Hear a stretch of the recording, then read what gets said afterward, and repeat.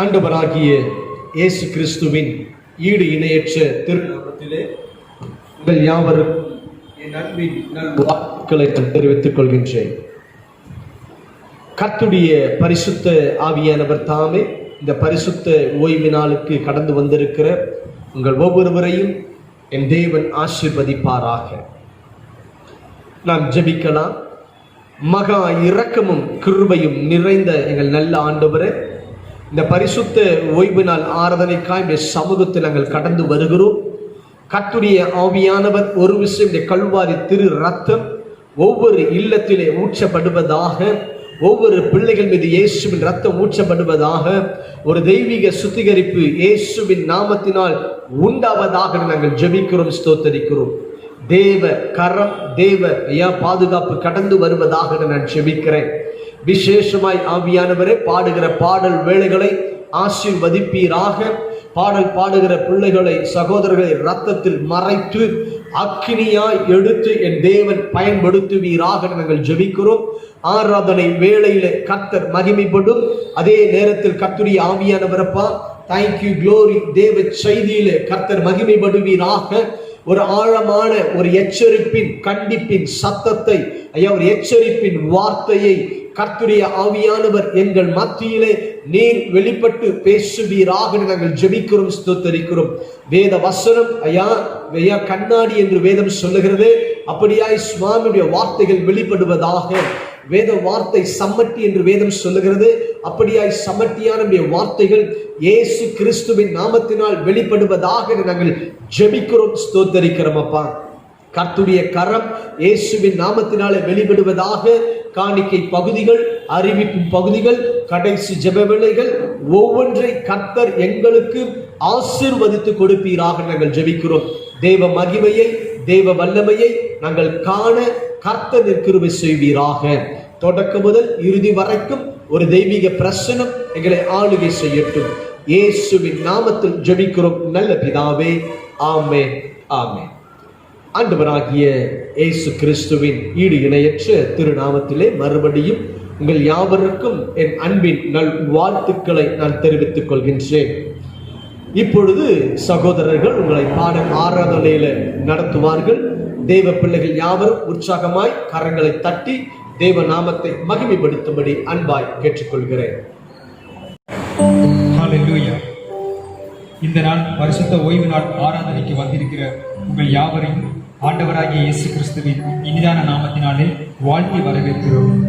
தேவனுடைய கிருபை இல்லாமல் நம்மால் நிற்க முடியாது.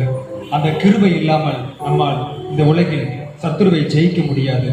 அந்த தேவனுடைய கிருபை நம்ம எப்பொழுதும் சூழ்ந்திருக்கிறதுக்காகவே தேவனுக்கு நாம் ஒரு ஸ்தோத்திரங்களை ஏறெடுக்கலாமே. ஹல்லேலூயா என்று அவரது நாமத்தை நாம் உயர்த்தலாம். அந்த கிருபையினால் நம்மை அவர் எப்பொழுதும் சூழ்ந்திருக்கிறாரே. ஒரு பாதுகாப்பின் கேடகமாக, ஒரு பாதுகாப்பின் அரணாய் அந்த கிருபை நம்மை சூழ்ந்திருக்கிறது. நாம் அந்த கிருபையை பெற்றுக்கொள்ள மான்கள் நீரோடையை வாஞ்சிப்பது போன்று நமது ஆன்மா தேவன் மீது ஒரு தாகமாய், ஒரு பற்றுதலாய் இருக்க வேண்டும் என்று தேவன் எதிர்பார்க்கிறார். வசனம் சங்கீதம் எழுதின புஸ்தகத்தில் 42வது அதிகாரம் 1வது வசனத்தில், மானானது நீரோடைகளை வாஞ்சித்து கதறுவது போல தேவனை என் ஆத்துமா உம்மை வாஞ்சித்து கதறுகிறது. ஆமென், ஹல்லேலூயா. தேவனுடைய அன்பை ருசி பார்த்த தாவீது இப்பேற்பட்ட வார்த்தைகளினால் தேவனுடைய கிருபைகளை எண்ணி அநேக சங்கீதங்கள் எழுதினார்.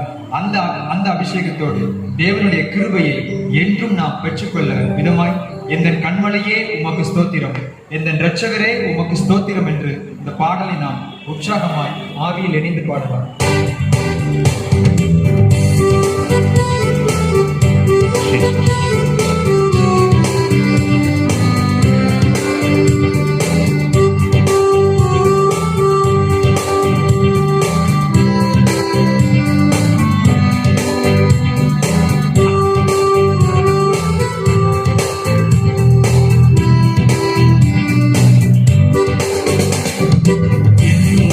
கண்மலையே உமக்கே ஸ்தோத்திரம்,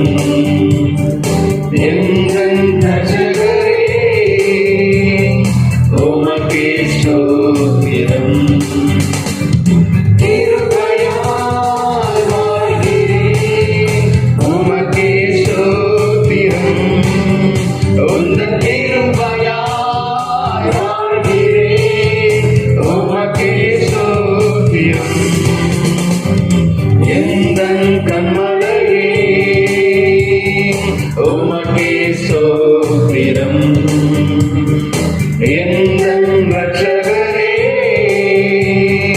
உமக்கே ஸ்தோத்திரம்.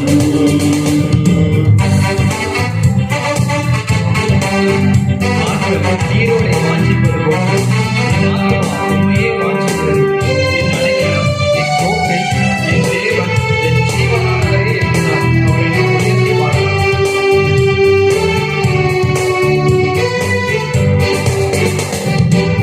மான்கள் நீரோடையை வாஞ்சிப்பது போல் என் ஆத்மா வாஞ்சிக்குதே. எந்தன் அடைக்கலம், எந்தன் கோட்டையும், எந்தன் தேவனும் நீரே. மான்கள் நீரோடையை வாஞ்சிப்பது போல் என் ஆத்மா வாஞ்சிக்குதே. எந்தன் அடைக்கலம், எந்தன் கோட்டையும், எந்தன் தேவனும் நீரே. எந்தன் கண்மலையே உமக்கே ஸ்தோத்திரம். எந்தன் ரட்சகரே உமக்கே ஸ்தோத்திரம். கண்களை வெடியில் என்னை மறைக்கிறோம். கண்கால் காப்பவரே, கண்ணுக்குள்ளிருக்கும் கண்பறிவோம். என்னை காப்பதற்கு கண்களை உள்ளவரே, நன்றி. நான்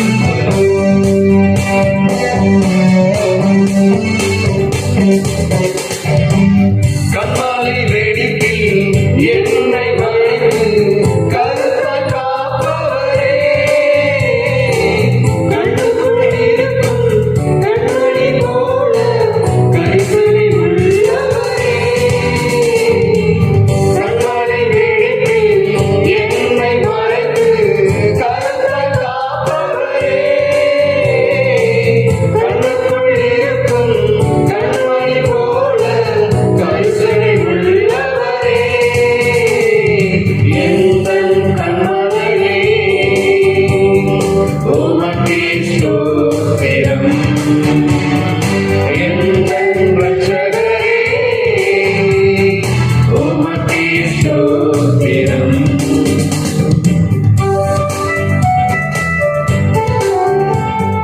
கிறிஸ்து என் ஜீவனானதால் சாவு எனக்கு ஆதாயம். மரணமே நீ கூறிட்டு சாவே நீ ஜெயவதியே என்று நாம் எதற்கும் பயப்படாமல் இந்த சத்துருவை போராட தேவன் விரும்பி வரட்டும்.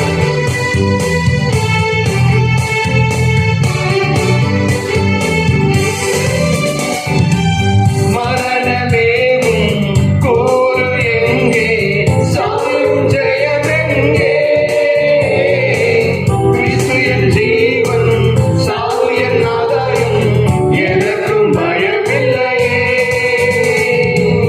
மரணமேவும் கோரு எங்கே, சாயும் ஜெயமெங்கே.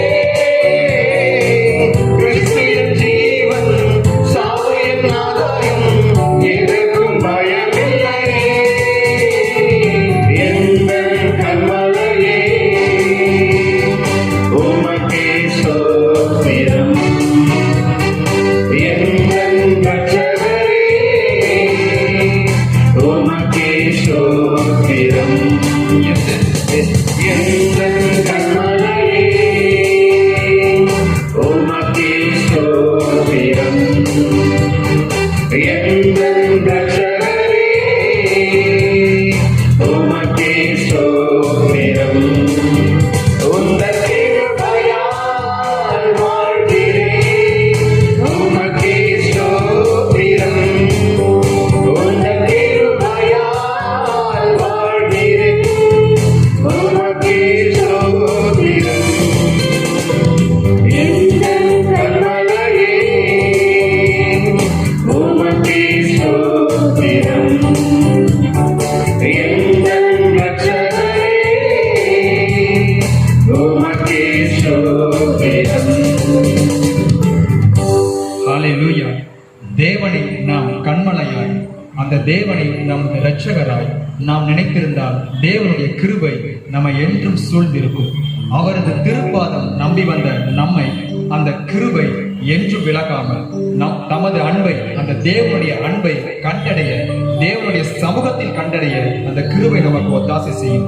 இளைப்பாறுதல் தரும் தேவா, அந்த தேவன் நமக்கு சோர்ந்து போன வேளைகளில் யாரும் நம்மை தேற்றாத, யாரும் நம்மை பார்த்திராத அந்த சமயங்களிலும் அந்த சூழ்நிலைகளிலும் தேவனுடைய வசனம், அந்த வார்த்தை நமக்கு ஒரு இளைப்பாறுதலாய், ஒரு ஆறுதலை தருகிறதாய், அந்த சிலுவையின் நிழலில் நாம் தஞ்சம் அடைகிறவர்களாய் நாம் இருக்க முடியும். இன்று உலகத்தில் அநேக சூழ்நிலைகளில் அநேக இனத்தாரோ இல்ல அநேக ஜாதிகளை சார்ந்தவர்களோ, அநேக மதத்தை சார்ந்தவர்களோ, அநேக நிலைகளில் சார்ந்தவர்கள் தங்களுடைய நிலைகளுக்கென்று ஒரு இடத்தை ஆயத்தம் பண்ணி வைத்திருப்பார்கள். அது தங்கள் கூடுகைக்காகவும் இருக்கலாம், அல்லது தங்களுடைய உறவினர்கள் கூடுகைக்காகவும் இருக்கலாம். எந்த சூழ்நிலைகளுக்கென்று அவர்கள் தங்களுடைய இனத்திற்கென்று ஒரு இடத்தை ஆயத்தம் பண்ணியிருந்தாலும், அந்த தேவன்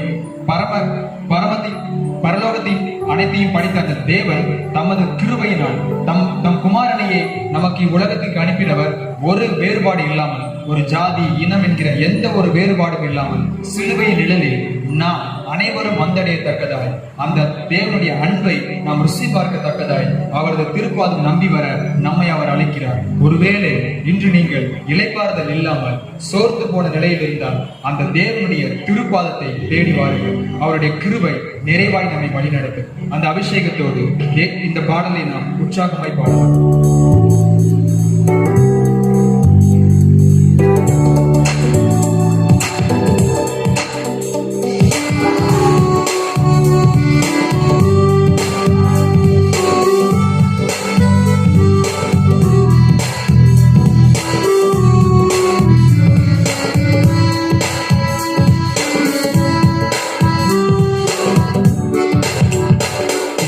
பாதம் நம்பி வந்தே, கிருபை நிறை இயேசுவே, தமதன்பை கண்டடைந்தே, தேவ சமூகத்திலே, தமதன்பை கண்டடைந்தே, தேவ சமூகத்திலே.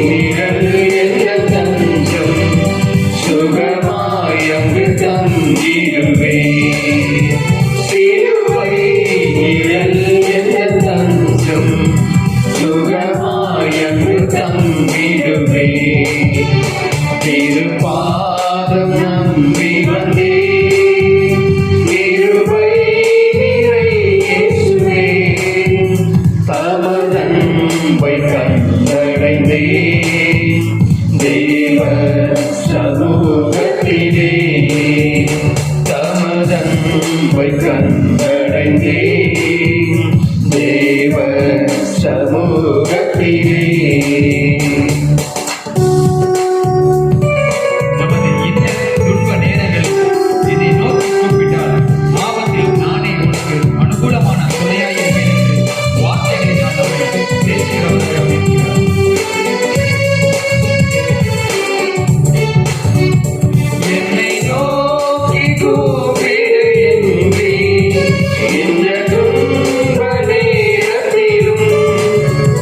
என்னை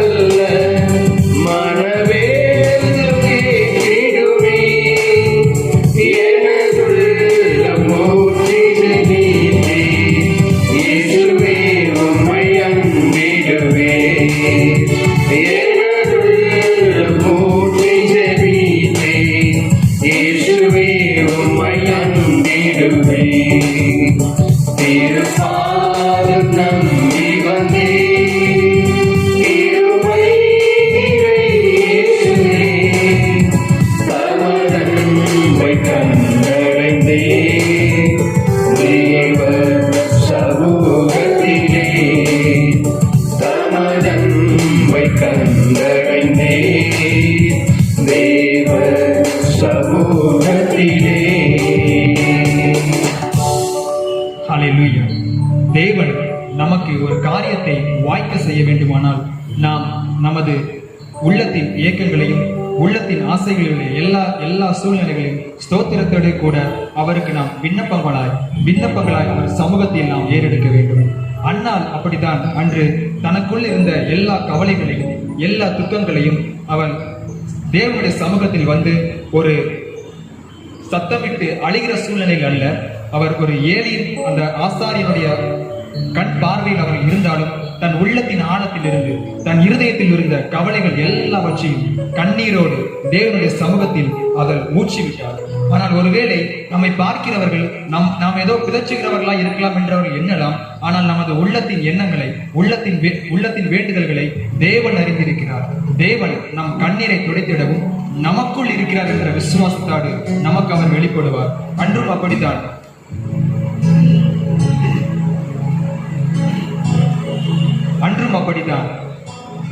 அலையின் நடுவில் பேதுரு கடலில் செல்லும் பொழுது இயேசு தன்னோடு இருக்கிறார், தனக்குள் இருக்கிறார் என்ற அந்த விசுவாசத்தை அவர் மறந்து அவர் பரிதவித்தார். ஆனாலும் தேவன் அவருக்குள் இருந்ததை அவர் கடைசியில் உணர்ந்து தனது சபை ஸ்தாபிக்கப்படுவதற்கு ஒரு அஸ்திபாரமாய், ஒரு கல்லாய், ஒரு பாறையாய் தேவன் பேதுருவை தெரிந்தெடுத்தார். இன்றும் உங்களையும் அப்படித்தான். உங்களுக்குள் இருக்கிற கவலைகளையும் துக்கங்களையும் பிறரிடமல்ல, மனிதரிடமல்ல, தேவனுடைய சமூகத்தில் கண்ணீராய் ஊற்றுங்கள். அவர் உங்கள் வேண்டுதலை கேட்க உங்களுக்குள் வசிக்கிறார், உங்களுக்குள் இருக்கிறார். அந்த அபிஷேகத்தோடு கர்த்தர் காரியத்தை வாய்க்க பண்ணுவார். அதுவும் கர்த்தர் நேரத்தில் கர்த்தரால் காரியம் வாய்க்கும் என்ற நிச்சயத்தோடு அந்த உறுதியோடு நாம் இந்த பாடலை உற்சாகமாய் பார்ப்போம்.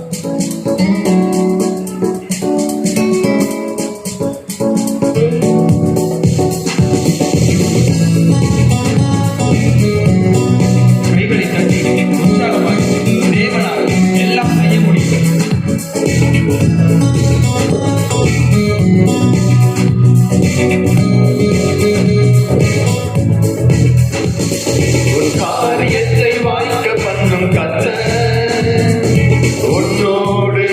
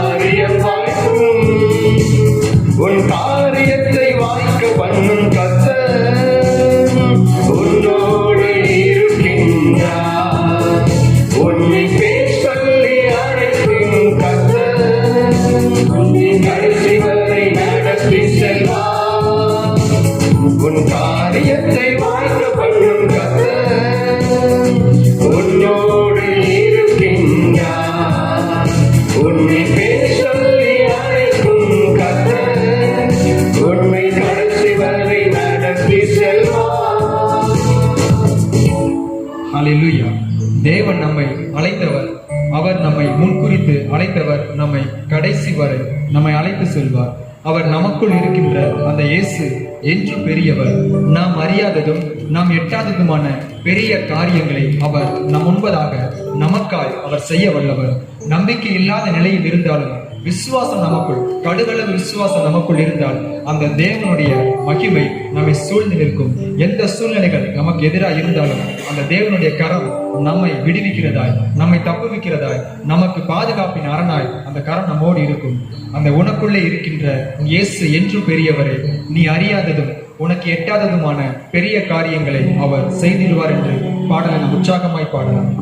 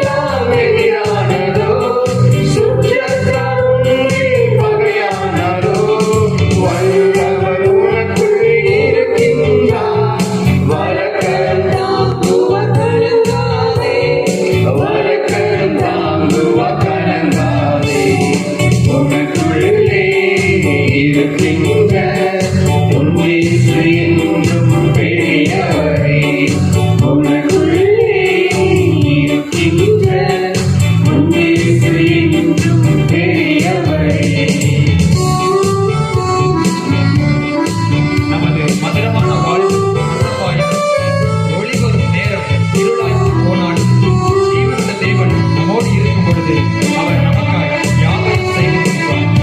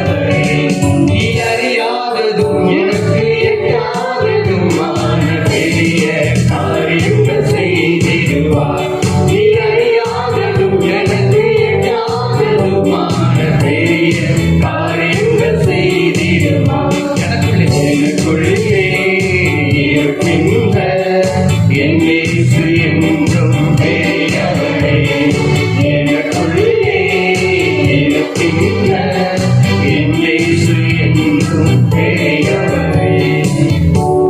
ஆமென் ஜீசஸ், ஹல்லேலூயா. ஏசாயா 54:10 கர்த்தருடைய வாக்குத்தத்தம் நமக்கு கொடுத்திருக்கிறார்.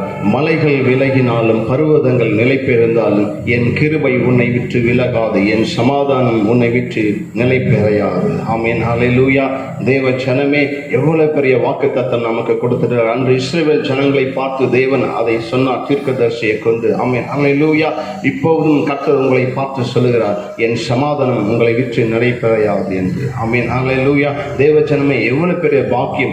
நீங்களும் நாங்களும் நம்ம எல்லாம் யாரும் பரிசுத்தம் இல்லை, பரிசுத்தவான் என்று யாரும் சொல்ல முடியாது. ஆனால் தெய்வ சமூகத்தை விட்டு இந்நாள் வரைக்கும் அவரை நம்மை தள்ளாமல் அவர் கிருபையாய் நம்மை பாதுகாத்து வந்த கிருபையை நாம் போற்றி நாம் பாடுவோமா? என்னோட கூட சேர்ந்து பாடுங்க. மலைகள் விலகினாலும் பர்வதங்கள் நிலை பெயர்ந்தாலும் என் கிருபை உன்னை விட்டு விலகாது.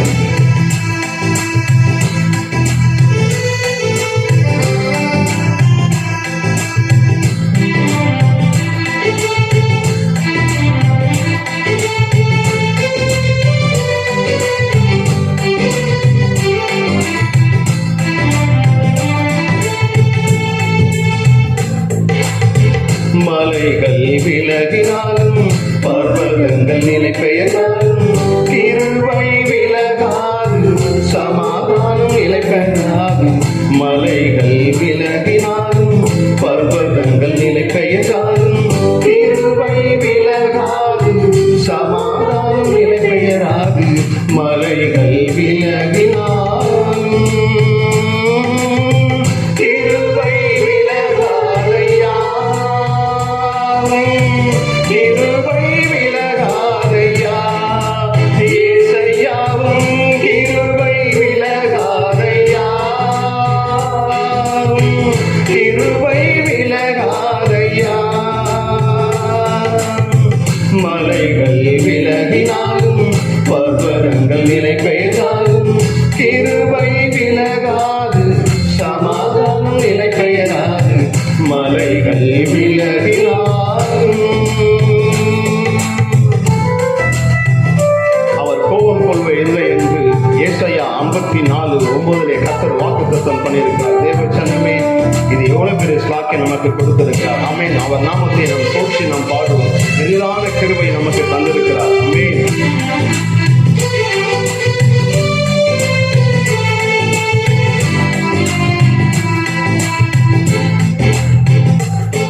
நீர் கோபம் கொள்வதில்லை என்று வாக்குரைத்தீர், கடிந்து கொள்வதில்லை என்று ஆணையிட்டீர். என் மேல் கோபம் கொள்வதில்லை என்று வாக்குரைத்தீர், கடிந்து கொள்வதில்லை என்று ஆணையிட்டீர். பாவங்களை மன்னித்தீர், அக்கிரமங்கள் எண்ணுவதில்லை. பாவங்களை மன்னித்தீர், அக்கிரமங்கள் எண்ணுவதில்லை. இயேசு எனக்காய் பலியானதனால், இயேசு எனக்காய் பலியானதனால் கிருபை விலகாதையா,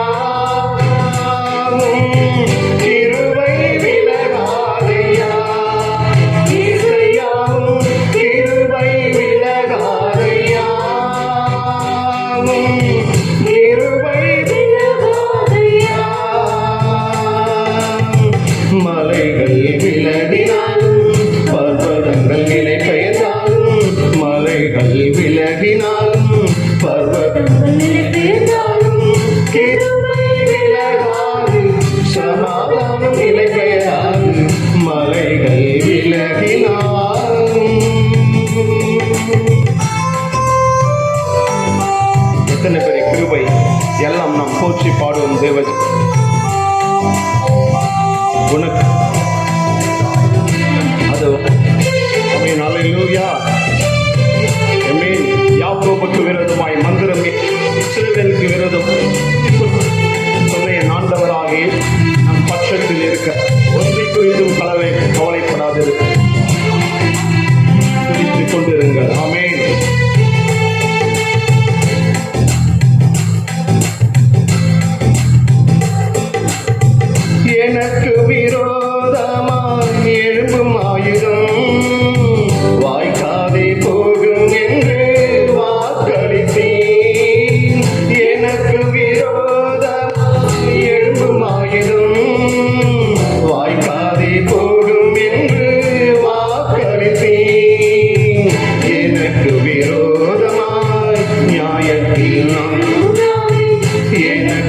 விரோதமாய் நியாயத்தில் எழும்பும் நாவை குற்றம் படுத்தும்படி செய்திடுவீர்.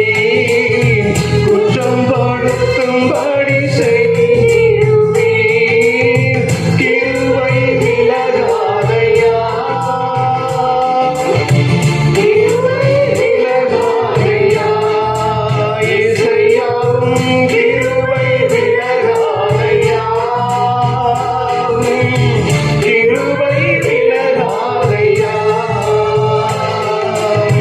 மலைகள் விலகினாலும் பர்வதங்கள் நிலை பெயர்ந்தாலும், மலைகள் விலகினாலும் பர்வதங்கள் நிலை பெயர்ந்தாலும், கிருபை விலகாது, சமாதானம் நிலை பெயராது, மலைகள் விலகினாலும். கிருபை நமக்கு தந்திருக்கிறார். அவர் மகா பெரிய கிருபை நமக்கு வாக்குத்தத்தமாய் கொடுத்திருக்கிறார். தெய்வ ஜனமே, அவருடைய பிரசன்னமும் அவருடைய கிருபையும் அவர் மகிமையும் நமக்கு சூழ்ந்திருந்தால் அதுவே போதும், நமக்கு பேரின்பமானது. ஆமீன், ஹல்லேலூயா. தெய்வ ஜனமே, அன்று இஸ்ரவேல் ஜனங்கள் பாளையம் இறங்கும் போது ஒரு மேக ஸ்தம்பம் மூடி இருந்தது. ஆமீன். தேவ ஜனமே, என்னாகும் 9:19 சொல்லுகிறது, அந்த மேக ஸ்தம்பம் அப்படியே அந்த கூடாரத்தில் அமர்ந்திருக்கும் போது, எப்போ அந்த கூடாரம் அந்த மேக ஸ்தம்பத்திலிருந்து எழுந்து போகுதோ அப்போதான் அவங்க பாளையம் இறங்கி போவார்களாம். ஆமாம், தேவ கட்டளை அது. அதன்படியாக அவர்கள் நடந்தார்கள். அவருக்கு ஒரு சேதமும் வரவில்லை. தேவச்சனமே, அவர்கள் துணியை கூட அழுக்காகவில்லை. செப்பல் தேயில்னு சொல்லுவாங்க, அந்த கால் மிதியை தேயில்னு சொல்லுவாங்க. தேவச்சனமே, அந்த மகிமையின் மேகம் நம்மை சூழ்ந்திருக்கும் போது, அவர் சொன்ன வாக்கு தத்துவம்படியாக, அவர் சொன்ன கட்டளின்படியாக நம்ம நடக்கும் போது, நம்மேலும் அந்த மகிமை மேக ஸ்தம்பம் நம்மேலே மூடும். ஆமீன். தேவச்சனமே, எவ்வளவு பெரிய கிருபை நமக்கு கொடுத்திருக்கிறார். நமக்கும் அந்த பரிசுத்த ஆவியானவர் நடத்துதல் இருக்கிறது. ஆமீன். அவர் சொன்ன கட்டளின்படியாக நம்மை செய்து நடந்து வந்தால் அந்த பரிசுத்த ஆவியானவர் நமக்கு மேக ஸ்தம்பமாகவும் அக்கினி ஸ்தம்பமாகவும் நடப்பார். ஆமீன், ஹல்லேலூயா. உயர்த்தி நாம் பாடுவோம். தேவ ஜனமே, ஒரு மகிமையின் மேகம் நாம் பாடுவோம்.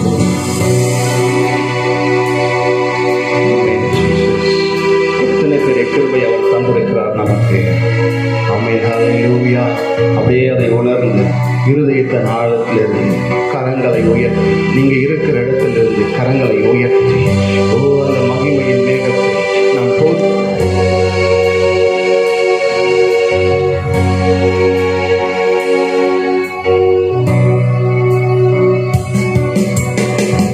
அன்பின் ஆவியானவரே, விலையேற பெற்றவரே, எமையால் பரிசுத்தரே, நன்றி ஐயா. சொல்லுங்க.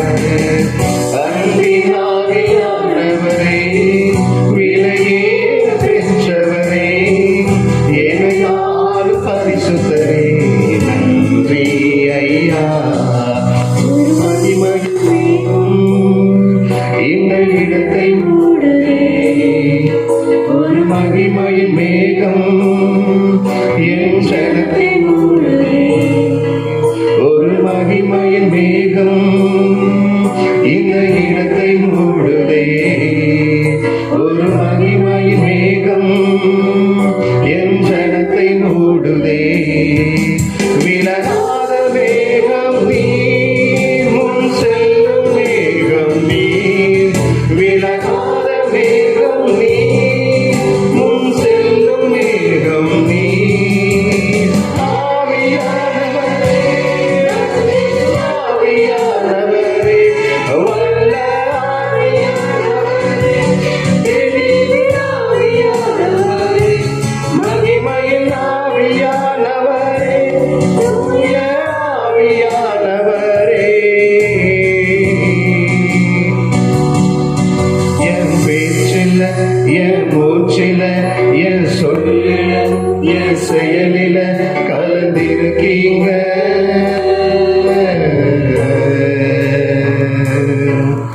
என் நினைவுல, என் நடக்கையில, என் உணவுல, என் உயிரில கலந்திருக்கீங்க.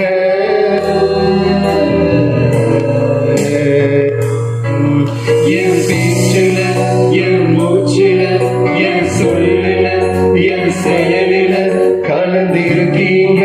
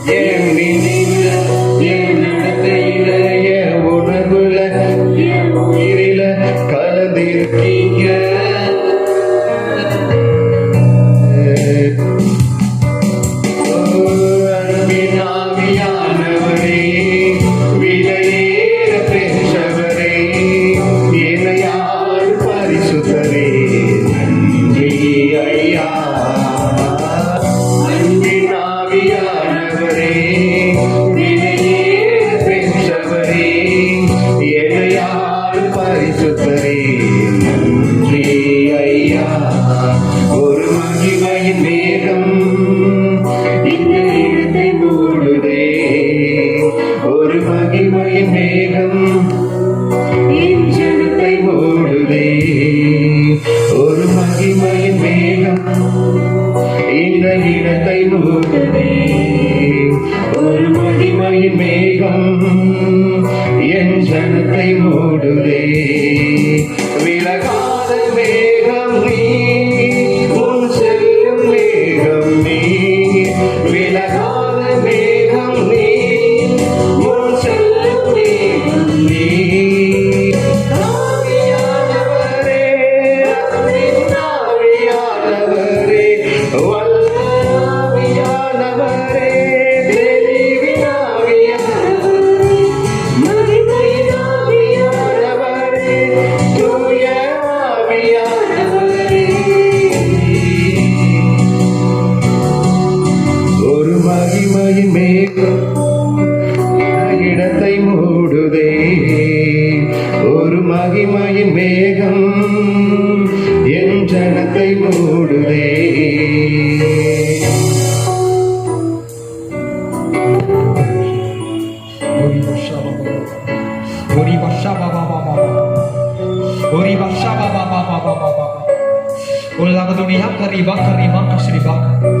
உமது மேகத்தினால் எங்களை மூடுங்கப்பா. உமது ஜனத்தின் மீது, உமது ஜனத்தின் மீது உமது அபிஷேகத்தினால், அந்த மேகம் என்கிறதான அந்த அபிஷேகம்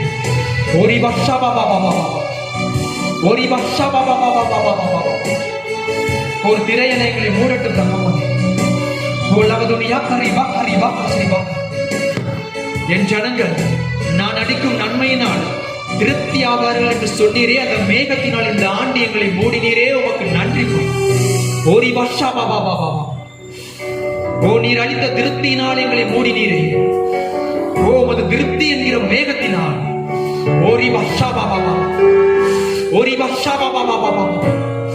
ஓ உம்முடைய திருப்தி என்ற மேகத்தினால் எங்களை மூடினீரே. ஓ அந்த விலகாத மேகம், எங்கள் முன் செல்கிறதான அந்த மேகம், எங்களை வழி நடத்துகிறதான அந்த மேகம் எங்களை இன்னும் திருப்தியாக்கட்டும். ஓ எங்களை இன்னும் திருப்தியாக்கட்டும். ஓ இன்னும் எங்கள் குறைவுகள் எவைகள் இருக்கிறதோ அவைகளின் மீது ஓ உடைய மேகம் இறங்கட்டும். ஓ உடைய மேகம் இறங்கட்டும். திருப்தி என்கிறதான அந்த மேகம் இறங்கட்டும். ஓ 40 ஆண்டுகள், 40 ஆண்டுகள் தானே இஸ்ரவேல் ஜனங்களுக்கு நீர் மேகத்தை காண்பித்தீர்கள். ஓ அவர்களோடு விலகாத மேகம் அந்த 40 ஆண்டுகள் வழி நடத்தினது.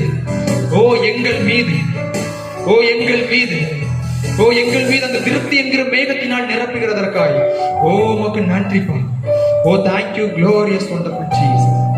Hallelujah, hallelujah. அப்ப அந்த ஆராதனையில் நீர் மகிமைப்பட்டதற்காய் நன்றி. ஓ உமது இந்த பாடல் வேலைகளில் ஓ என் கர்த்தர் நீர் மகிமைப்பட்டீரே, உமக்கு ஸ்தோத்திரம். மீதியான செய்தி வேலைகள் நீர் பொறுப்பெடுத்துக் கொள்ளுங்க. ஓ நீர் முகமுகமாய் பேசுங்கப்பா. நீர் மாத்திரம் மகிமைப்படுங்க. இயேசு கிறிஸ்துவின் நாமத்தில் நாங்கள் ஜெபிக்கிறோம் எங்கள் ஜீவன் தந்த நல்ல பிதாவே, ஆமென். ஆண்டவராகிய இயேசு கிறிஸ்துவின் ஈடு இணையற்ற திருநாமத்தில் உங்கள் யாவருக்கும் என் அன்பின் வாழ்த்துக்கள்.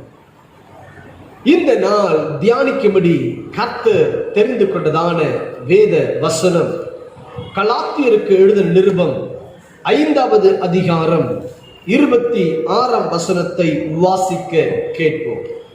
வீண் புகழ்ச்சியை விரும்பாமலும் ஒருவரை ஒருவர் கோபமூட்டாமலும் ஒருவர் மேல் ஒருவர் பொறாமை கொள்ளாமலும் இருக்க கடவோம்.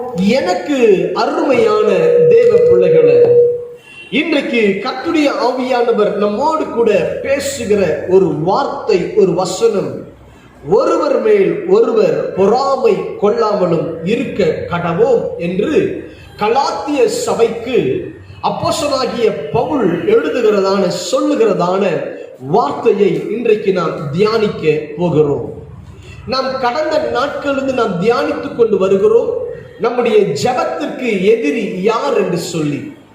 இன்றைக்கு தேவ பிள்ளைகள் தேவ சமூகத்திலே ஜெபிக்க வேண்டும் என்று சொல்லி மிகுந்த ஆவல் உண்டு. இன்றைக்கு இந்த கொரோனா காலகட்டத்தில் நாம் காணப்பட்ட பொழுது அநேக ஜெபத்திலே அநேகர் காணப்பட்டீர்கள். ஆனால் இந்த ஜெபத்திற்கு தான் பல எதிரிகள் உண்டு என்பதை அறிந்து கொள்ள வேண்டும். கடந்த வாரம் நாம் தியானித்தோம், நாம் பார்த்தோம், உங்கள் எதிராளியாகிய பிசாசானவன் எவனை விழுங்கலாம் என்று சொல்லி அவன் வகை தேடிக்கொண்டு சுற்றி திரிந்து கொண்டிருக்கிறான் என்று சொல்லி பார்த்தோம். ஆம், எனக்கு அருமையான தேவ பிள்ளைகளே, அந்த எதிரியாகிய அந்த சாத்தான் அவன் செய்கிற தந்திரம் என்ன, பிசாசானவன் நம்முடைய ஜெபத்தை எப்படியாவது அணைக்க வேண்டும் என்று அவன் பார்க்கிறவனாய் இருக்கிறான். நாம் நல்ல ஒரு ஜெப வீரர்களாய் இருப்போம், நன்கு ஜெபித்துக் கொண்டிருக்கிற தேவ பிள்ளைகளாய் இருப்போம். அவனுடைய தந்திரம் என்ன, எப்படியாவது ஜெபத்தை அணைக்க வேண்டும் என்று சொல்லி அவன் முயற்சி இருக்கிறவனாய் காணப்பட்டு கொண்டிருக்கிறான். இந்த ஜெபத்திற்கு பல எதிரிகள் உண்டு. நாம் கடந்த வாரம் பார்த்தோம், மன சோர்வாகிய எதிரி என்று சொல்லி பார்த்தோம். இன்றைக்கு கர்த்தருடைய ஆவியானவர் சொல்லுகிறார், ஒருவர் மேல் ஒருவர் பொறாமை கொள்ளாமலும் இருங்கள் என்று சொல்லி. அப்படியானால் பொறாமை என்கிறதான எதிரியை குறித்து பார்க்கிறோம். இந்த பொறாமை என்கிற எதிரி நம்முடைய ஜெபத்திற்கு எதிரி என்பதை மறந்து போய்விடக் கூடாது. எனக்கு அருமையான தேவ பிள்ளைகளை அறிந்து கொள்ள வேண்டும். ஆண்டவராகிய இயேசு கிறிஸ்துவுடைய திவ்யமான சுவாபமே அன்பு என்று சொல்லி நாம் பார்க்கிறோம். ஆம், அந்த அன்புக்குரிய ஒரு காரியத்தை நாம் ஜெபத்திலே நாம் செயல்படுத்த வேண்டும் என்பதை அறிந்து கொள்ள வேண்டும். இன்றைக்கு வாழுகிற உலகத்திலே இந்த பொறாமை என்பது அதிகமாய் காணப்பட்டு கொண்டிருக்கிறதா இருக்கிறது. நாம் அறிந்து கொள்ள வேண்டும், மனிதனை வீழ்த்துகிறதான குணங்களிலே முதன்மையான ஒரு குணம் என்ன தெரியுமா? பொறாமை என்கிறதான இந்த குணம் என்பதனை நாம் மறந்து போய்விடக் கூடாது. உங்களை வீழ்த்தக்கூடிய, உங்களை ஆவிக்குரிய வாழ்க்கையில வீழ்த்தக்கூடியதான ஒரே ஒரு முதலாவது குணம் என்ன தெரியுங்களா? பொறாமை. ஆதியிலிருந்து இந்த பொறாமை கிரியை செய்து கொண்டிருக்கிறது. ஆதியில காயினும் ஆபேலையும் அவர்கள் காணப்பட்டு கொண்டிருக்கிறார்கள். ஆதி தகப்பன் ஆதாம் ஏவாளுக்கு பிறந்ததான காயின் ஆபேல், இவர்கள் வாழ்க்கையில காயினுக்கு ஒரு பொறாமை ஏற்பட்டது. காயின் அவன் சகோதரன் மேல ஒரு எரிச்சல் வந்தது, பொறாமை ஏற்பட்டது. நடந்தது என்ன? அவனை கொன்று போடுகிற அளவிற்கு அவன் கடந்து போனான் என்பதை மறந்து போய்விடக் கூடாது. அறிந்து கொள்ள வேண்டும், மனிதனை வீழ்த்துகிற குணங்களிலே முதன்மையானது பொறாமை. இரண்டாவது நாம் அறிந்து கொள்ள வேண்டும், இந்த பொறாமை முன்னேற்றத்தை தடுக்கிறது தான் இந்த பொறாமையுடைய வேலை. நம்முடைய ஜெபத்தில் வளர வேண்டும் என்று முயற்சி செய்தால் இந்த பொறாமை உங்களுக்குள் காணப்படுமானால் உங்கள் வாழ்க்கையில முன்னேற முடியாது, ஜெபத்துல முன்னேற முடியாது, ஆவிக்குரிய வாழ்க்கையில வளர்ச்சியை பார்க்கவே முடியாது என்பதனை நாம் அறிந்து கொள்ள வேண்டும். ஏனென்றால் இன்றைக்கு உலகத்திலே அநேக இடங்களிலே அநேக சூழ்நிலைகளிலே பொறாமைகள் நிறைந்து காணப்படுகிறது என்பதனை நாம் அறிந்து கொள்ள வேண்டும். இன்றைக்கு ஆவியானவர் சொல்லுகிறார், இந்த பொறாமை நமக்குள் காணப்படக்கூடாது என்பதனை திட்டமாய் அவர் சொல்லுகிறார் என்பதனை அறிந்து கொள்ள வேண்டும். மூன்றாவதாக இந்த பொறாமையை குறித்து நாம் பார்ப்போமானால், இந்த பொறாமை எந்த மனிதனுக்குள் காணப்படுகிறதோ அவருடைய சிந்தனைகளை அது சிதைத்து, நல்லா கவனிக்கணும். ஒரு மனுஷன் மேல பொறாமை வந்துருச்சு, ஒரு ஊழியத்து மேல பொறாமை வந்துருச்சு, ஒரு நபர் மேல பொறாமை வந்துருச்சுன்னா நமக்குள் இந்த பொறாமைங்கிற குணம் இருக்குமானால் நம்முடைய சிந்தனைகளை சிதைத்து போட்டு நம்முடைய தரிசனத்தையே அது கெடுத்து விடுகிறதா இருக்கிறது என்பதனை மறந்து போய்விடக் கூடாது. எனக்கு அருமையான தேவ பிள்ளைகளே, அந்த பொறாமை என்பது அவனையே அழித்து விடுகிறதா இருக்கிறது. பொறாமை ஒரு மனுஷனை அடித்து போட்டு. எனக்கு அருமையான தேவ பிள்ளைகள், எத்தனை மனிதர்கள் இந்த பொறாமை நிமித்தம் வீழ்ந்து போனவர்கள் உண்டு என்பதை அறிந்து கொள்ள வேண்டும். சாத்தானுக்கும் இந்த எண்ணம் தான் வந்தது. தேவ மகிமையிலே உண்டாக்கப்பட்ட லூசிபர் தேவனை ஆராதித்து தேவனுக்கென்று பணிவிடைகளை செய்து கொண்டிருந்தவன்.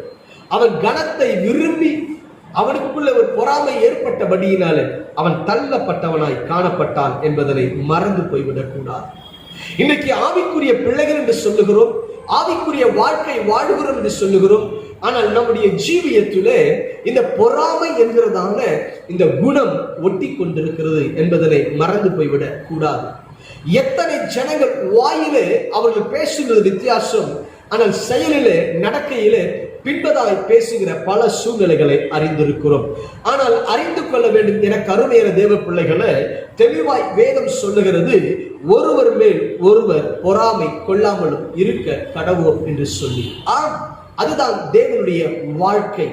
நாம் தேவனோடு வாழுகிற பிள்ளைகளாய் இருப்போமானால் நாம் யார் மீதும் பொறாமை கொள்ளுகிறவர்களாய் நாம் இருக்கக்கூடாது என்று சொல்லி வேதம் தெளிவாய் சொல்லுகிறது.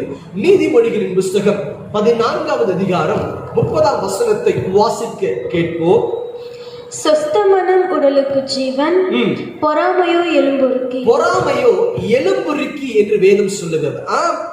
எந்த மனிதனுக்குள்ளே பொறாமை இருக்கிறதோ அவனை குறித்து வேதம் சொல்லுகிறது, பொறாமையோ எலும்புருக்கி. அது அப்படியே உங்களை உருக்கிடும், உங்க வாழ்க்கையை உருக்கி போட்டுடும், உங்க ஜீவியத்தை உருக்கிடும், உங்கள் எதிர்கால தரிசனத்தை உருக்கி போட்டுவிடும். தேவன் உங்களுக்கு வைத்திருக்கிற நல் பாதைகளை, தேவன் உங்களுக்கு நியமித்திருக்கிற நல் வழிகளை இந்த பொறாமை முற்றிலுமாய் உருக்கி போட்டுவிடும் என்று வேதம் சொல்லுகிறது. எனக்கு அருமையான தேவ பிள்ளைகளை, பொறாமை அது ஒரு எலும்புருக்கி என்று வேதம் சொல்லுகிறது. எசேக்கியேல் தீர்க்கதரிசியின் புஸ்தகம் 35வது அதிகாரம், எசேக்கியேல் தீர்க்கதரிசியின் புஸ்தகம் 35வது அதிகாரம் 11வது வசனத்தை வாசிக்க கேட்போம். நீ அவர்கள் மேல் வைத்த வர்மத்தினால் செய்த உன் கோபத்துக்கு தக்கதாகவும் உன் பொறாமைக்கு தக்கதாகவும் நான் செய்து கர்த்தராகிய ஆண்டவராய் இருக்கிற நான் உன்னை நியாயம் தீர்க்கும் போது, வேதம் சொல்லுகிறது பொறாமைக்கு அவர் நியாயம் தீர்க்கிறார். நாம் எந்த மனிதன் மேல யார் மேல பொறாமை கொள்வோமானால் நியாய தீர்ப்பின் நாளிலே அவர் நம்மை நியாயம் தீர்க்கிறவராய் வெளிப்படுவார். அன்றைக்கு இந்த பொறாமை என்கிற காரியத்தை வைத்து அவர் நம்மை நியாயம் தீர்ப்பார். எனக்கு அருமையான தேவ பிள்ளைகளே, ஆகவே தான் வேதம் சொல்லுகிறது, ஒருவர் மேல் ஒருவர் பொறாமை கொள்ளாமலும் இருக்க கடவோம் என்று சொல்லி வேதம் நமக்கு தெளிவாய் சுட்டி காண்பிக்கிறது. எனக்கு அருமையான தேவ ஜனமே, ஆனால் இன்றைக்கு நாம் செய்கிறது என்ன தெரியுமா?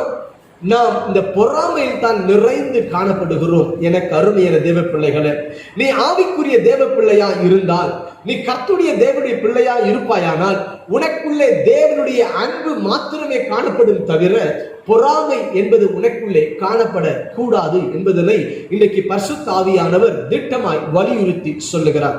சரி போகட்டும், இன்றைக்கு இந்த பொறாமை ஆகிய எதிரி, இந்த பொறாமை எந்தெந்த விதத்திலே இந்த பொறாமை வருகிறது, பொறாமை வருவதற்கான காரணங்கள் என்ன என்பதனை குறித்து ஒரு 4 காரியத்தை உங்கள் மத்தியிலே நான் பிரசங்கிக்க விரும்புகிறேன். எடுத்து வாசிக்க கேட்போம். ஆதியாகம புஸ்தகம் 26வது அதிகாரம், ஆதியாகமம் 26வது அதிகாரம் 14வது வசனத்தை வாசிக்க கேட்போம். அவனுக்கு ஆட்டு மந்தையும் மாட்டு மந்தையும் அநேக பணிவிடைக்காரரும் இருந்தபடியினாலே பெலிஸ்தர் அவன் பேரில் பொறாமை கொண்டு.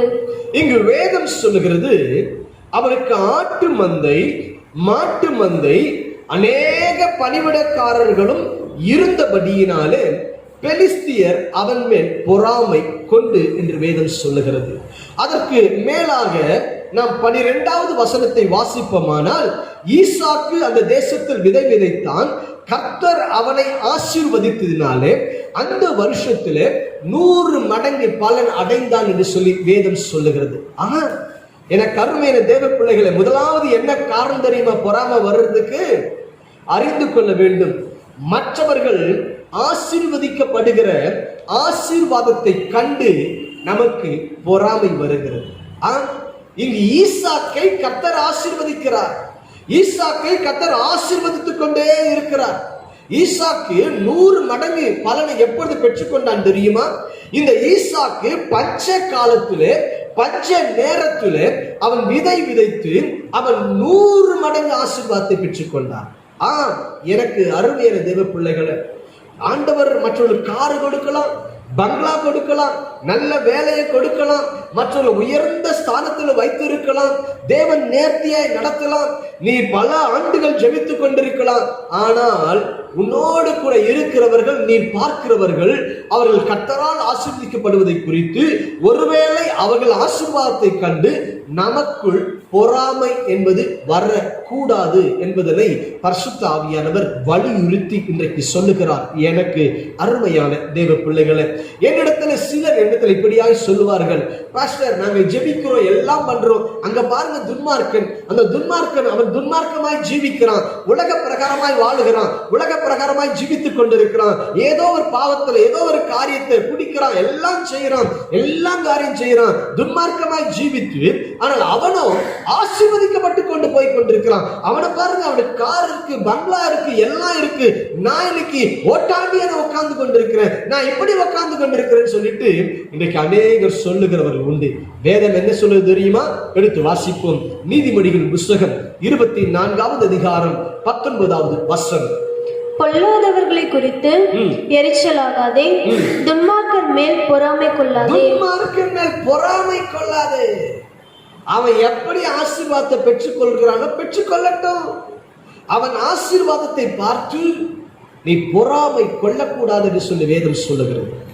தேவனுடைய பிள்ளைகள் ஆசீர்வதிக்கப்படுகிறதான ஆசீர்வாதத்தை கண்டும், துன்மார்க்கன் ஆசீர்வதிக்கப்படுகிற ஆசீர்வாதத்தை கண்டும் உனக்குள்ளே பொறாமை வரக்கூடாது என்பதனை ஆவியானவர் இன்றைக்கு உங்களுக்கு திட்டமாய் பேசுகிறார். எனக்கு அருமையான தேவ பிள்ளைகளை, அறிந்து கொள்ள வேண்டும். எனக்கு அருமையான தேவ பிள்ளைகளை, நீங்க பல ஆண்டுகள் ஜெபித்திருக்கலாம், உங்களுக்கு இன்னும் அந்த நன்மை வராம இருக்கலாம். பல ஆண்டு ஜெபித்திருக்கலாம், நீ ஒரு ஓட்ட சைக்கிள் தான் வச்சிருக்கலாம். ஆனா புதிதாய் வந்த அந்த ஆத்துமா, புதிதாய் வந்த விசுவாசி அப்பதான் வந்திருப்பாங்க. ஆண்டவர்களுடைய ஆசீர்வதித்துக் கொண்டே போவார். அவங்க காரு, பங்களா, அப்படி இப்படின்னு சொல்லிட்டு லேண்டு, அது இதுன்னு சொல்லிட்டு எல்லாம் வாங்கி குவித்து நல்ல ஆசீர்வாதத்துல இருக்கலாம்.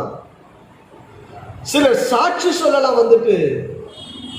இதெல்லாம் கேட்கும் பொழுது நமக்குள்ள பொறாமை வரக்கூடாது. கர்த்தர் அவர்களை ஆசீர்வதித்திருக்கிறார். ஆமென், அல்லேலூயா. கர்த்தர் அவர்களை உயர்த்தி இருக்கிறார். கர்த்தர் அவர்களை நடத்தி கொண்டிருக்கிறார். நமக்கு தேவன் எதை நியமித்தாரோ அதை பார்த்து கொண்டு நான் செல்ல வேண்டும். எனக்கு அருமையான தேவ பிள்ளைகள், ஏனென்றால் நிச்சயம் கர்த்தர் நம்மை ஒரு நாள் உயர்த்துவார். அதற்குரிய பாதைகள் உண்டு. ஆனால் அறிந்து கொள்ள வேண்டும். இந்த குண்டு சட்டில குதிரை ஓட்டுறன்னு சொல்லுவாங்க சிலர்.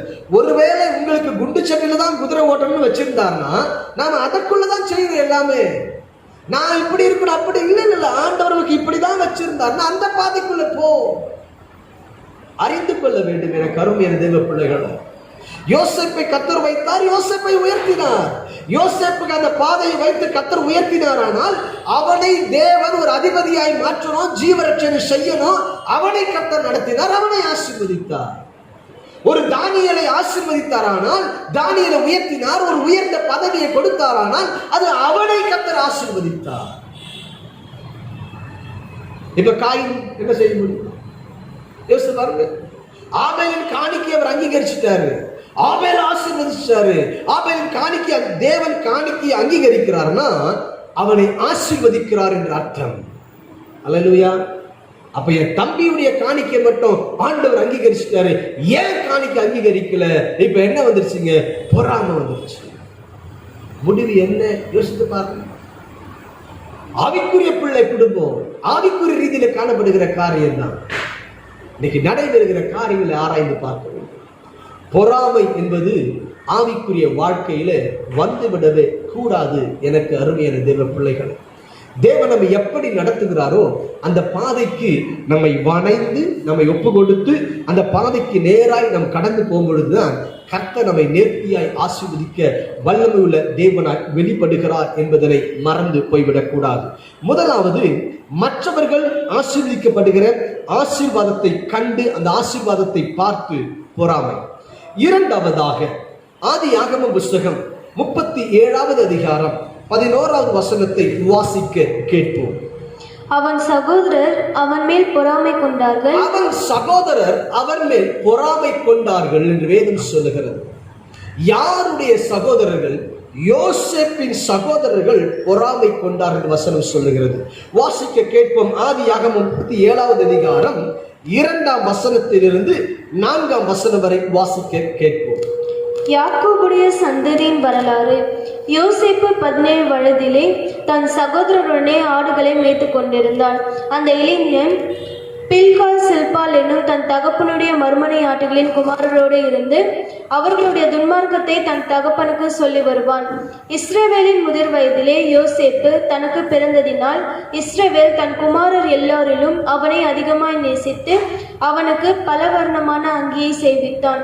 அவனுடைய சகோதரர் எல்லாரிலும் அவனை தங்கள் தகப்பன் அதிகமாய் நேசிக்கிறதை அவர் சகோதரர் கண்டபோது அவனுடனே பச்சமாய் பேசாமல் அவனை பகைத்தார்கள். இங்கு வேதம் தெளிவாய் சொல்லுகிறது, சகோதரர்கள் பொறாமை கொண்டார்கள். ஏன் பொறாமை வந்துச்சு? ஒரு அழகான குடும்பம், நேர்த்தியாய் காணப்படுகிற குடும்பம், கோத்திர பிதாக்களின் குடும்பம். அல்லேலூயா. அறிந்து கொள்ளணும், கோத்திர பிதாக்களின் குடும்பம்.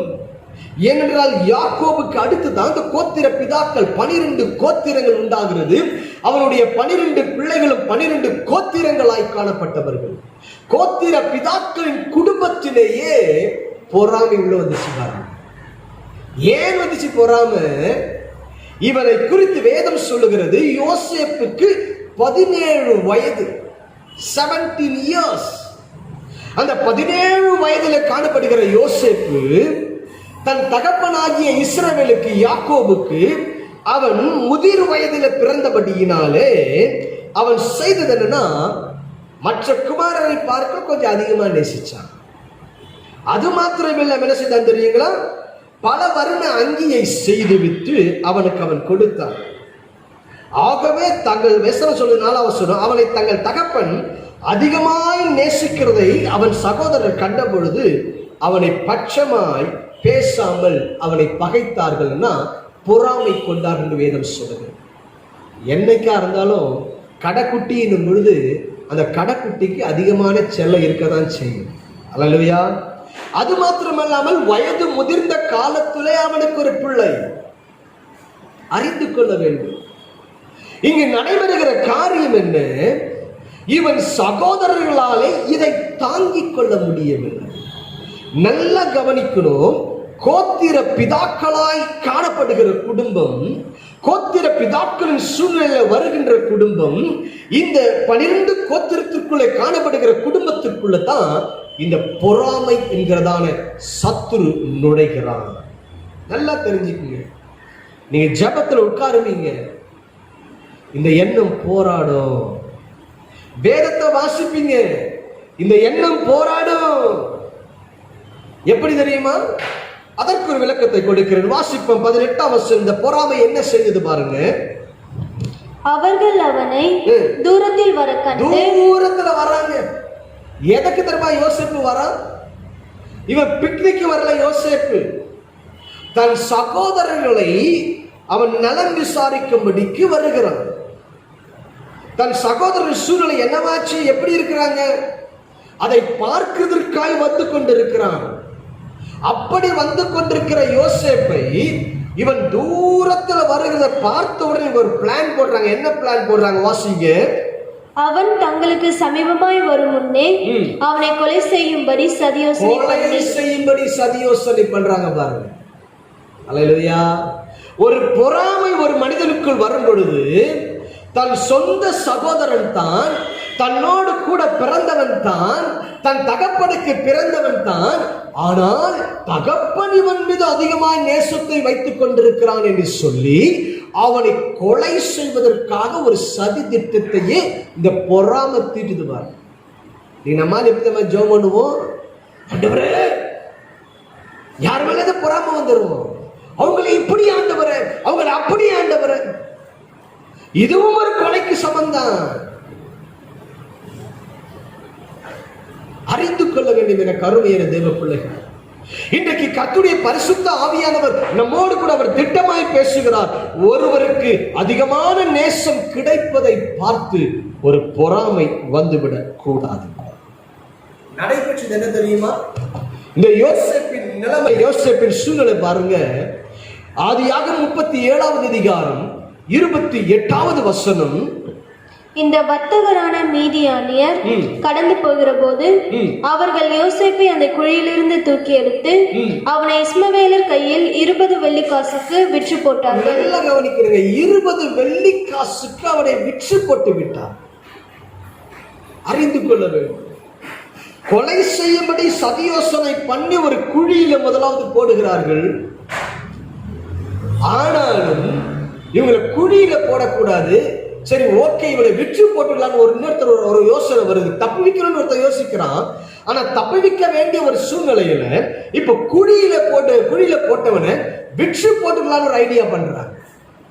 நாம் அறிந்து கொள்ள வேண்டிய என கருமையான தேவ பிள்ளைகளை தேவன் திட்டமாய் பேசுகிறார். இவனை விற்று விடுகிறார்கள் 20 வெள்ளிக்காசுக்கு. யோசேப்பும் இயேசுவையும் ஒப்பிட்டு வேதம் அதிகமான காரியங்களை சொல்லுகிறது. யோசேப்பு 20 வெள்ளிக்காசுக்கு விற்கப்பட்டான், இயேசு 30 வெள்ளிக்காசுக்கு விற்கப்பட்டான். யோசேப்பு குழியில் போடப்பட்டான், இயேசு கிறிஸ்துவ பாதாள குழி, மரணம் என்கிற ஒரு சூழ்நிலைக்குள்ளே கடந்து போனான். யோசேப்பு சிறைச்சாலையில கிடந்தான், இயேசு சிலுவை மரணத்தை ஏற்றுக்கொண்டு வேதனையை அனுபவித்தார். அப்படியானால் அறிந்து கொள்ள வேண்டும் என கருமையான தேவ பிள்ளையே, இந்த யோசேப்பு இயேசுவுக்கு முன் அடையாளமாக ஒப்பிட்டு பேசப்படுகிற சூழ்நிலை. இயேசு கிறிஸ்துவை குறித்து வேதம் சொல்லுகிறது, அவருக்கு இயேசு என்று பெயரிடுவதாக. இயேசு என்றால் ரட்சகர் என்று பொருள். இங்கு யோசேப்பை குறித்து வேதம் சொல்லுகிறது, ஜீவ ரட்சனை செய்யும்படிக்கு என்னை அனுப்பினார். அறிந்து கொள்ள வேண்டும் என கருமையான தேவ பிள்ளையே, அப்படியானால் அறிந்து கொள்ள வேண்டும், சில வேளைகளில் தேவன் நடத்துகிற பாதையை நீ விளங்கிக் கொள்ள முடியாது. இங்கு தேவன் ஒரு மனிதனை உயர்த்த விரும்புகிறார். தன் சகோதரர்கள் அவர் மீது பொறாமை கொள்ளுகிறார்கள். அவர்கள் பண்ண பொறாமை, அவர்கள் பண்ண சதி யோசனை தான் யோசேப்பின் தரிசனத்தை பூர்த்தி செய்யும்படி அமைந்தது என்பதை மறந்து போய்விடக் கூடாது. எனக்கு அருமையான தேவ பிள்ளை, இன்றைக்கு ஆவியானவர் நம்மோடு கூட திட்டமாய் பேசுகிறது என்ன? தேவன் மற்றவர்கள் உயர்த்துவதை பார்த்து, மற்றவர்கள் கிடைக்கிற நடைபெறுகிற நேசத்தை பார்த்து நமக்குள்ளே ஒரு துளி பொறாமை வந்துவிடக் கூடாது. என்னோடு கூட ஊழியத்திலே காணப்பட்ட ஒரு குறிப்பிட்ட ஒரு மனுஷன், நான் என்னை ஊழியத்தில் நடத்துகிற ஊழியக்காரரோடு கூட ஐக்கியமாக இருந்து எனக்கு தேவன் ஊழியத்தை வாய்க்க பண்ணபடியினாலே நான் ஊழியத்துக்கு நான் ஒரு பக்கம் போவேன். ஆகவே அந்த ஊழியத்தில் என்னால் பங்கு பெற முடியாத ஒரு சூழ்நிலை. அப்பொழுது என்னோடு கூட இருந்த ஒரு நபரை நான் என்ன செய்தேன், நீ அவங்க ஐயா கூட நீ இரு, நீ பார்த்துக்க, நீ செயல்படலாம்னு சொல்லி சில காரியங்கள் சொன்னேன். அவர் எனக்கு வெளியூர்ல இருக்கும்போது போன் பண்ணுவாரு, பிரதர் இது போல அண்ணன் வந்து பரோட்டா வாங்க சொல்லி இருக்கிறாங்க, நான் எங்க வாங்குறதுன்னு தெரியல, எந்த கடையில வாங்கணும்னு கேட்பார். நான் சொல்லுவேன், எங்க இருக்கிறீங்கன்னு கேட்பேன். நான் திருப்பூர்ல இருக்கிறேன். அப்படியா, திருப்பூர்ல இருக்கிறியா, மெயின் ரோட்டுக்கு வா, இந்த ரைட் சைட்ல போய் எந்த ஹோட்டல் தங்கியிருக்கு முதல்ல கேட்பேன். அந்த ஹோட்டல் பேர் சொல்லுவாங்க. ஓகே இந்த ஹோட்டல்ல இருக்கிறியா, இங்க இருந்து இந்த ரைட்ல போ, லெஃப்ட்ல வா, அங்க பண்ண ஒரு கடை இருக்கும், அந்த கடையில வாங்கு, அந்த கடையில சூடா அப்ப போட்டு கேட்டுக்குங்க. இது எல்லாவற்றையும் சொல்லி கொடுப்பேன். ரூம்ல எப்படி இருக்கணும், என்ன இருக்கணும், எல்லா காரியங்களும் கற்றுக் கொடுப்பேன். கடைசியில அந்த மனிதனுக்கு அவர் வித்தியாசமா என்னிடத்தில் பழக ஆரம்பித்தார், வித்தியாசமான செயல்பாடுகளை செய்ய ஆரம்பித்தார்.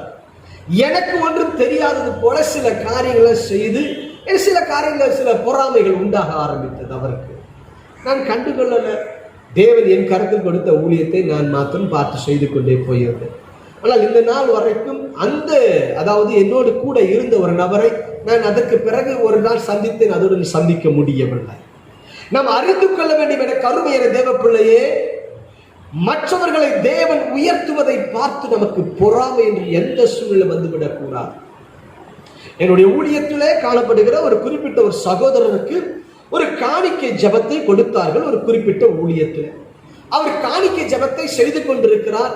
காணிக்கை ஜெபம் செயலெடுக்கும் பொழுது கர்த்தருடைய வல்லமை இறங்குவதை பார்க்கும் பொழுது நான் மிகுந்த சந்தோஷப்பட்டு ஆண்டவரை இன்னும் மகிமையாய் நடத்தும். என்னோடு கூட ஊழியத்தில் பாடுகிற ஒரு சகோதரர் வந்து கொண்டிருந்தார். அவர் பாடல்களை பாடுபடுது, வல்லமை இறங்குகிறது. ஒரு குறிப்பிட்ட ஒரு பாடலை பாடுபடுது, கிட்டத்தட்ட 1000 கணக்கான ஜனங்கள் உட்கார்ந்து கொண்டிருக்கிற கூட்டம். ஜனங்கள் அபிஷேகத்தில் நிரம்பிக் கொண்டிருக்கிறார்கள். அதை பார்த்த பொழுது எனக்கு பொறாமை வரலங்க. அவருக்கு நேராக கரத்தை நீட்டிக்கொண்டு, ஆண்டவரை இன்னும் எடுத்து மகிமையாய் பயன்படுத்தும், இன்னும் மகிமையாய் பயன்படுத்தும். என்னத்துல சில தொலைபேசியில் தொடர்பு கொண்டு ஜெபம் பண்ணுவாங்க. அண்ணே, நான் இன்னைக்கு ஊழியத்துக்கு கிளம்பி போறேன், எனக்கு ஜெபம் பண்ணுங்கன்னு சொல்லுவாங்க. நான் எப்படி ஜெபம் பண்ணு தெரியுமா? ஆண்டவரை எங்க மேல இருக்கிற அபிஷேகத்தை பல கோடி மடங்கு வையுங்க ஆண்டவரை. எங்களெல்லாம் எப்படி எடுத்து பயன்படுத்துகிறோம் அதை காட்டிலும் பல கோடி மடங்கு எடுத்து பயன்படுத்தும்.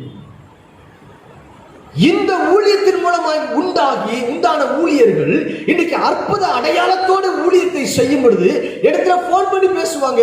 அண்ணே, நாங்க இந்த ஊழியத்தில் நாங்க ஜெபித்தோம், ஆண்டவர் காதில் கட்டுகளை அறுத்தார், ஊமை பேசுறா, செவிடு கேட்கிறாங்க, இப்படி எல்லாம் அற்புதம் நடைபெறுகிறது. ஒரு துளி பொறாமை வந்தது கிடையாது. அப்படியா? சந்தோஷம். ஆண்டவருடைய நாமத்தை உயர்த்துங்கள், இயேசு நாமத்தை மகிமைப்படுத்து. இது எல்லாம் இயேசு கூட இருக்கிறதுனால நடக்குது, இல்லைன்னா நடக்காதுன்னு சொல்லிட்டு அவங்களுக்கு சொல்லுவேன், கர்த்தரை மகிமைப்படுத்துப்பா, அவங்களுக்காக நான் ஜெபிப்பேன்.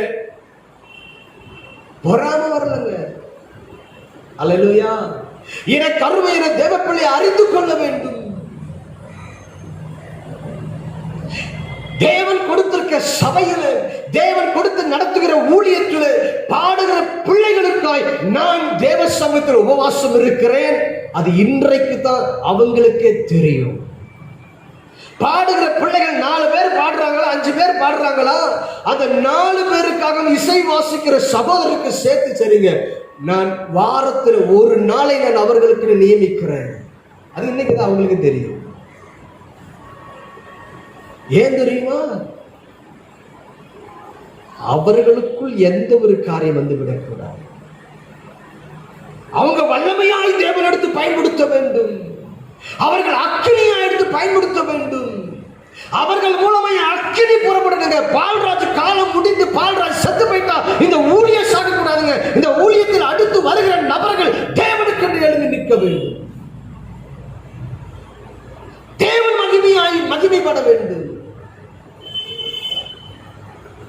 என்னுடைய வாஞ்சை இந்த ஊழியத்தில் இருக்கிற ஒரு சேர் கூட அபிஷேகத்தை புறப்பட வைக்கணும். பொறாமை இந்த நாள் வரைக்கும் எனக்கு தேவன் அப்படிப்பட்ட ஒரு குணத்தை கொடுக்கல. அப்படி ஒரு பொறாமை என்கிற குணத்தை கொடுத்திருந்தால் நான் ஒருத்தர் எடுத்து வேகப்படுத்த மாட்டேன். ஒன் மேன் ஷோவா போயிட்டு இருக்கேன். ஆனா இந்த நாள் வரைக்கும் மற்றவர்கள் எந்த ஊழியத்துக்கு போனாலும் சரி, நான் வெளி ஊழியத்துக்கு போனாலும் சரி, அங்க நின்னாலும் சரி, நீங்க பண்றீங்களா? முதன்மையை விரும்ப மாட்டேன், நீங்க பண்றீங்களான்னு கேட்பேன்.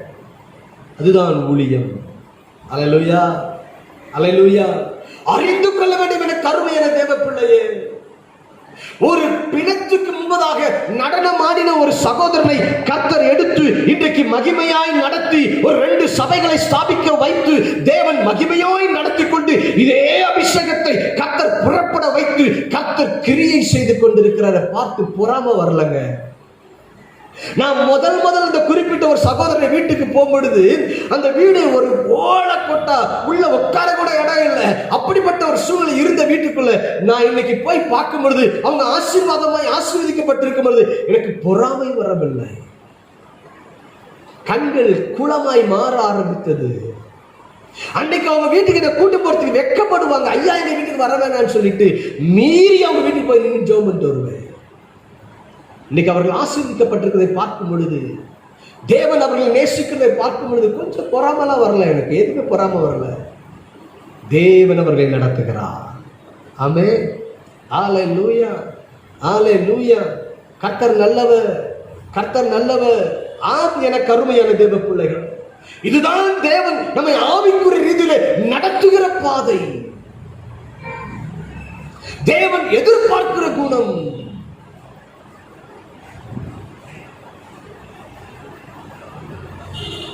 யாக்கோபுக்கு 12 பிள்ளை இருந்தாலும் அவனுக்கு ஒரு பிள்ளை மேலதான் நேசம். அல்லேலூயா. ஏன் அந்த ஒரு பிள்ளை மேல நேசம் போச்சு தெரியுமா? அந்த ஒரு பிள்ளை தாங்க தேவனுடைய பிள்ளையா இருந்து ஜீவரட்சணை செய்கிற பிள்ளை. அந்த நேசத்தை தேவனே உண்டாக்கி கொடுக்கிறவர். அத்தனை பிள்ளை இருந்தாங்க. ஆனா அத்தனை பிள்ளை எவனும் அங்க போய் நின்று ஜீவரட்சணை செய்யல. ஒரு யோசேப்பை தான் கர்த்தர் கொண்டு போனார். தெரியும், யோசேப்பை அடிமையாய் கொண்டு போனாலும் அடிமையாய் வாழ தெரியும், வேலைக்காரனாய் கொண்டு போனாலும் வேலைக்காரனாய் இருக்க தெரியும், சிறைச்சாலையில் போட்டாலும் அங்கு கைதியா இருக்க தெரியும். அதே யோசேப்பை குதிரை மேல உட்கார வைத்து ஒரு தலைவனாய் அதிபதியாய் எகிப்தின் ராஜாவுக்கு அடுத்த ஸ்தானத்தில் கொண்டு வந்தாலும் அங்கேயும் கம்பீரமாய் உட்கார தெரியும். யாருக்கு? யோசேப்புக்கு. அது தெரிஞ்சனால தான் தேவன் அங்க அந்த அன்பை கொடுத்தாரு, அந்த நேசத்தை கொடுத்தாரு, அந்த ஸ்பெஷலை கொடுத்தாரு. அல்லேலூயா. இன்னைக்கு ஆவிக்குரிய ரகசியம் தெரியல நிறைய பேர். இன்னைக்கு பல ஆழங்கள் தெரியல, பல ஆழமான ரகசியம் உண்டு. யோசித்து பாருங்க. ஆதியாகமம் உங்க கோத்திர பிதாக்களை குறித்து வேதம் சொல்லப்படும் பொழுது அந்த ஒவ்வொரு காரியத்தை ஆராய்ந்து பாருங்க, படிச்சு பாருங்க. இந்த கோத்திர பிதாக்களுடைய நாமங்களுக்குரிய ஆசீர்வாதங்களை குறித்து ஆதியாகமம் 49வது அதிகாரத்தை வாசித்து பாருங்கள்.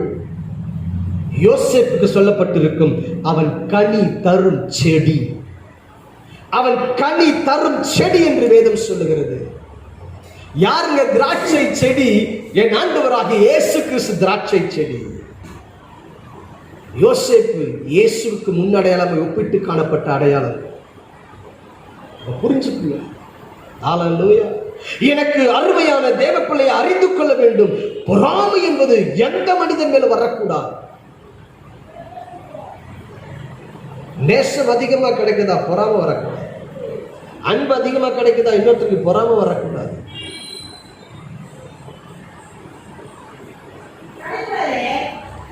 எல்லாவற்றையும் இரட்சகர் பார்த்து கொண்டிருக்கிறார்.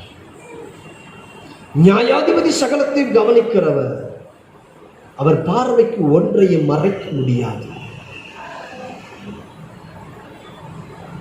நான் பல நிந்தைகளை அனுபவித்தவன், நான் பல அவமானங்களை சுமந்தவன். என்னுடைய பாதைகள் கண்ணீரின் பாதைகளாய் கடந்து வந்த பாதைகள் உண்டு.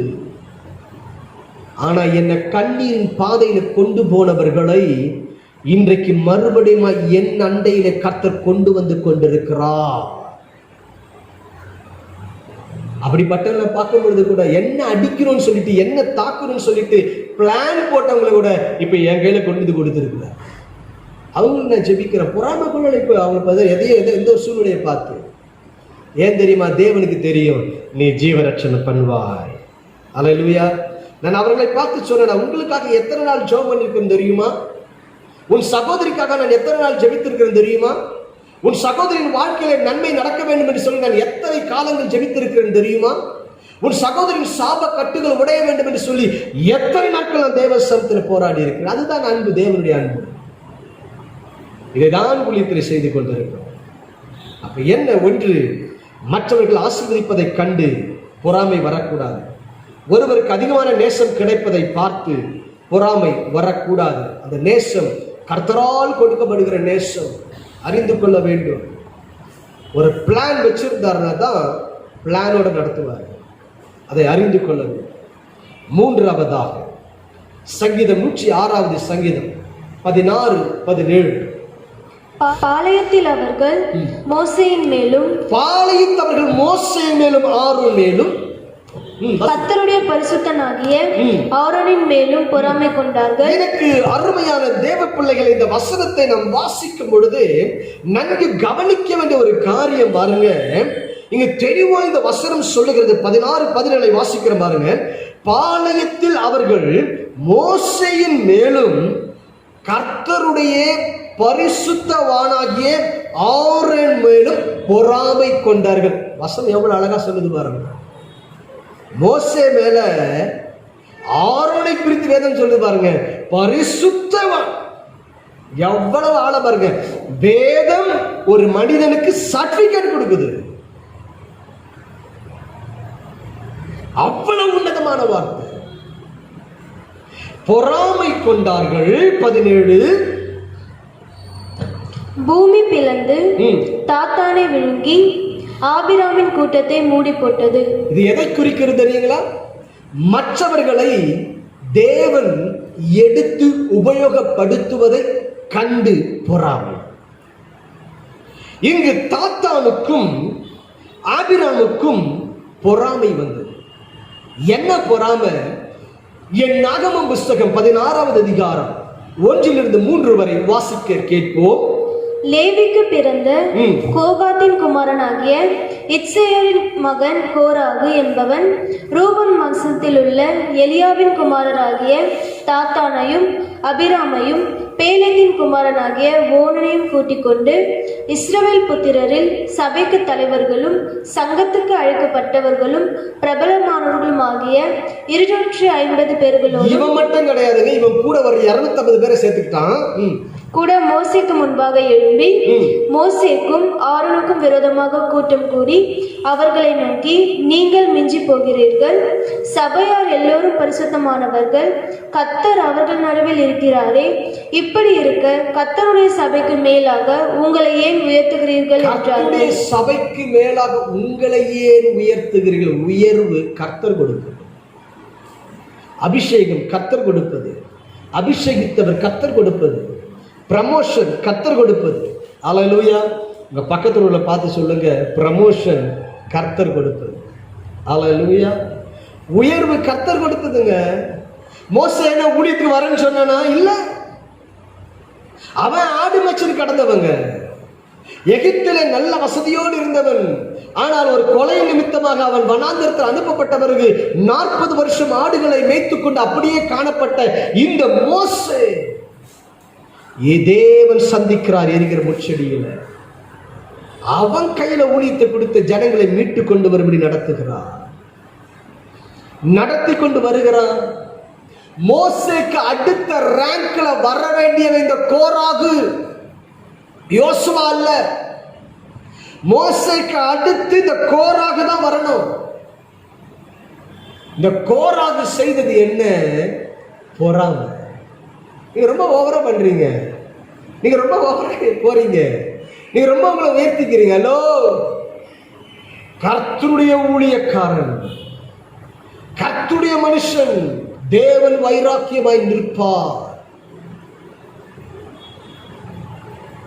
அறிந்து கொள்ள வேண்டும் என கருமையான தேவ பிள்ளையே, மற்றவர்களை தேவன் உபயோகப்படுத்துவதை பார்த்து பொறாமை என்னைக்கு வரக்கூடாது.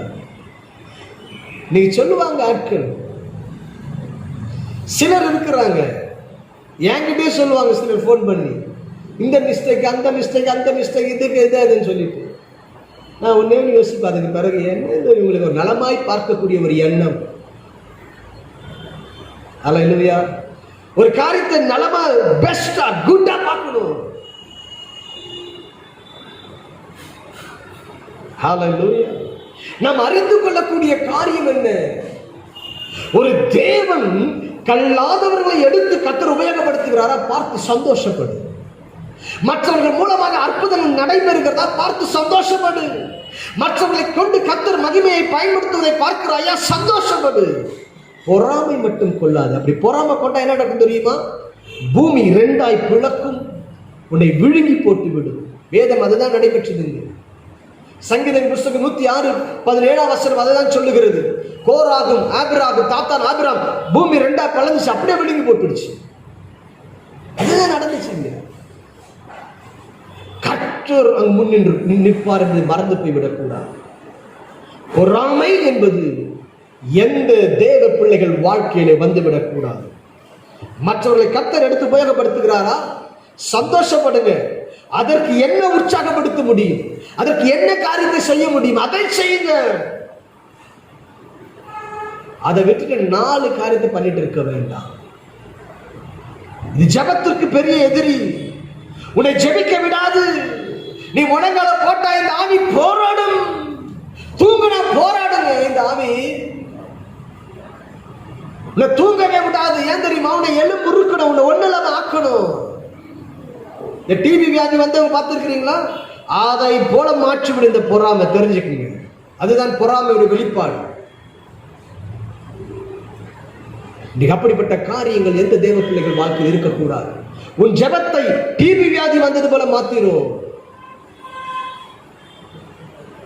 அப்படிப்பட்ட சூழ்நிலைக்குள்ளே போய்விடக் கடைசியாக ஆதியாகமம் 30வது அதிகாரம் 1ஆம் வசனம். ராகேல் தான் யாக்கோபுக்கு பிள்ளைகளை பெறாததை கண்டு தன் சகோதரியின் மேல் பொறாமை கொண்டு. நல்லா கவனிக்கணும். இந்த ராகேல் பாருங்க, ஆண்டவர் தனக்கு பிள்ளை கொடுக்கல, இவ என்ன செய்யறாங்க, தன் சகோதரி லேயாள் மேல பொறாமை கொள்றாங்க. இது என்ன தெரியுமா? இது எனக்கு அற்புதம் நடக்கல, இன்னொருத்தருக்கு அற்புதம் நடந்துருச்சு. என் வாழ்க்கையில் ஆண்டவர் அற்புதம் செய்யல, அவங்க வாழ்க்கையில் அற்புதம் செய்துட்டு தான் போகட்டுமே. ஹல்லேலூயா. அவங்க எழுந்து சாட்சி சொல்றாங்க, அவங்க சொல்லட்டும். இன்றைக்கு ஆவிக்குரிய வட்டாரத்தில் இந்த அனுபவம் காணப்பட்டு கொண்டிருக்கிறது. அதனால ஆவியானவர் பேசுறாரு இன்னைக்கு. ஹலோ தேவப்பிள்ளை, உங்களுக்கு தான் ஆவியானவர் பேசுறாரு. நமக்கு நடக்கல. நான் இவ்வளவு நாள் ஜெபம் பண்றேன், என் வாழ்க்கையில் அற்புதம் நடக்கல, அவங்களுக்கு அற்புதத்துக்கு மேல அற்புதம் நடக்கட்டும். அவங்களுக்கு அற்புதத்துக்கு மேல அற்புதம் நடக்கட்டுங்க. அவங்க தேவனை எப்படி தேடினாங்களோ, எந்த விதத்தில் தேடினாங்களோ, தேவன் அவங்க மேல இரக்கம் பாராட்டு அற்புதத்தை செய்யறாருங்க. உனக்கு எதுக்கு பொறாமை? இப்படி பொறாமை கொள்வதினால் தான் உனக்கு அற்புதம் நடக்கவில்லை. ஒரு குறிப்பிட்ட ஒரு சகோதரி இடத்துல சொன்னாங்க, டிவியில மெசேஜ் எல்லாம் பாக்குறேன், அவங்க சொல்ற சாட்சி எல்லாம் கேட்கும் பொழுது எனக்கு பொறாமையா இருக்கு, 2 போடணும் போல இருந்துச்சு. ஆவி தாங்க முடியல பாருங்க. நமக்கு தான் சூடா இருந்தாலும் செய்வோம், டக்குன்னு சாப்பிட்டுருவோம்ல, அந்த மாதிரி இருக்கு. ஆக்க பொறுத்தவன் ஆற பொறுக்க மாட்டான்னு சொல்லுவாங்க பழமொழி. அது மாதிரிதான் தேவன் ஒரு வேலையை வைத்திருப்பார். அவருக்கு ஒரு டைம் இருக்குதுங்க. அதிபதின் காலத்துல நேர்த்தியாய் செய்கிறவர் உன் வாழ்க்கையில எப்ப செய்யணும் அவருக்கு தெரியும். 38 வருஷமாய் திமிர்வாதமாய் கிடந்தவன் உண்டு, 18 வருஷமாய் கூனியாய் கிடந்தவன் உண்டு. இயேசு பிறக்கதற்கு முன்பதாகவே வியாதியை சுமந்து கொண்டது ஒரு மனுஷன். இயேசு பிறந்து வளர்ந்து ஊழியத்திற்குள் வந்து அற்புதத்தை செய்ய வேண்டிய காலம் வரைக்கும் வெயிட் பண்ணி இருக்கிறது. ஏன் தெரியுமா? தேவநாம மகிமைப்படுவதற்கு. ஒரு வேலை இருக்கிறது உங்கள் வாழ்க்கையில் அற்புதத்தை செய்வதற்கு. எனக்கு வேலை கிடைக்கல, அவங்களுக்கு வேலை கிடைச்சிச்சு, இவங்களுக்கு நன்மை நடந்துச்சு, என்னமோ நடக்கட்டும். உங்களுக்கு ஒரு நேரத்தை வைத்திருக்கிறார், பொறாமை மட்டும் கொள்ளாது. வாசிப்போம் கொலோசியர் 3:8. இப்பொழுதோ கோபமும் மூர்க்கமும் பொறாமையும் உங்கள் வாயில் பிறக்கலாகாத தூஷணமும். பொறாமை உங்கள் வாயிலிருந்து பிறக்க கூடாது, அதை விட்டு விடு. கர்த்தர் சொல்றார், பொறாமை பிறக்க கூடாது, அதை விட்டுடு. 1 பேதுரு 2:2 வாசிக்க கேட்கும். கடைசியாக சகல துர்குணத்தையும் சகலவித கபடத்தையும் வஞ்சகங்களையும் பொறாமைகளையும் சகலவித புறங்குறுதலையும். பொறாமைன்னு சொல்லல, பொறாமைகளையும். அப்ப பண்ண பொறாமைகளையும் ஒழித்து விடு. அப்ப பொறாமை என்ன பண்ணுங்க? ஒழிச்சுடு. ஒருவேளை இந்த சத்தத்தை கேட்டுக்கொண்டிருக்கும் தேவப்பிள்ளை யாரா இருந்தாலும் சரி, இந்த ஆராதனையில கலந்து கொண்டு நேரடியாய் பார்த்து கொண்டிருக்க தேவப்பிள்ளை யாராய் இருந்தாலும் சரி, நீ யாரிடத்தில் உனக்கு பொறாமை இருக்கிறதோ அந்த பொறாமையை ஒழித்து விட்டு நீ அவர்களிடத்துல நேசமாய் பேச கற்றுக்கோ. எனக்கு யார் மேல கோபம் ஒரு கசப்பு வர மாதிரி இருந்துச்சுன்னா அவங்களுக்கு ஃபோன் போட்டு பேசிட்டு இருக்கேன். ஏன் தெரியுமா? அந்த கசப்பு என்னை விட்டு போயிடணும், அந்த பொறாமை என்னை விட்டு போயிடணும், அந்த எண்ணெய் எனக்கு தொடக்கூடாது, கோபம் வரக்கூடாது. அவங்க காரியத்துக்கு ரொம்ப கேர் எடுப்பேன், அவங்களை ஏதாவது உதவி செய்யணுமா போய் செய்வேன், பணிந்து சில வேலைகளை போய் செய்துட்டு வருவேன். ஏன் தெரியுமா? அங்கு கிறிஸ்துவின் அன்பை காண்பிப்பேன். ஆம், எனக்கு அருமையான தேவப்பிள்ளை, தேவனுடைய பிள்ளை, உனக்குள் பரிசுத்த ஆவியானவர் வாசம் பண்ணுகிறார். ஆனால் இந்த பொறாமை வரவே கூடாது. நிறைய காரியம் உண்டு. இயேசுவை கைது செய்து அழைத்துக் கொண்டு வருகிற பிலாத்துக்கு முன்பதாக பிரதான ஆசாரியர்கள் இவர்கள் இயேசுவின் மீது பொறாமை கொண்டுதான் இப்படி செய்யறாங்கிறது பிலாத்துக்கு தெரியும். எங்க இயேசு மேலேயே பொறாமை கொண்டாங்க. அன்னைக்கு இருந்த பிரீஸ்ட், அன்னைக்கு இருந்த பெரிய ஊழியக்காரங்க, அன்னைக்கு இருந்த பெரிய ரெவரண்ட், இவங்கெல்லாம் அவ்வளவு பெரிய ரெவரன்ஸ் இயேசு மேல பொறாமை கொள்றாங்க பாருங்க. பிலாத்து கண்டுபிடிச்சிட்டான், இது இப்படிதான் நீங்க வந்திருக்கிறீங்கன்னு சொல்லிட்டு. ஹல்லேலூயா. என கருமையான தேவ பிள்ளையே, நான் நிச்சயமாய் விசுவாசிக்கிறேன், கர்த்தர் பேசி இருக்கிறார். எனக்கு தேவன் கொடுத்த வார்த்தை, கர்த்தர் கொடுத்ததை கொண்டு வந்து பிரசங்கித்திருக்கிறேன். கர்த்தர் கிரியை செய்வார் என்று விசுவாசிக்கிறேன். பொறாமை ஒரு மனிதனுடைய வாழ்க்கையில் வரக்கூடாது. அந்த பொறாமை வந்து விட்டால் அவன் எலும்புருக்கி அவனை அழிச்சிடும். மேலே வர முடியாது, எழும்ப முடியாது, ஒன்றுமில்லாம ஆக்கிடும். கடைசியில் ஒரு நரகத்துக்கு நேராக நடத்திவிடும். பொறாமை அது சத்துருவின் ஆயுதம் என்பதை மறந்து போய்விடார். ஹல்லேலூயா, ஹல்லேலூயா. இந்த வார்த்தையின்படி கர்த்தர் உங்களை ஆசீர்வதிப்பாரா. இப்பொழுது நம் கர்த்தருக்கென்று ஒரு பாடலை பாடும் பொழுது கர்த்தருக்கென்று காணிக்கை படைப்போம்.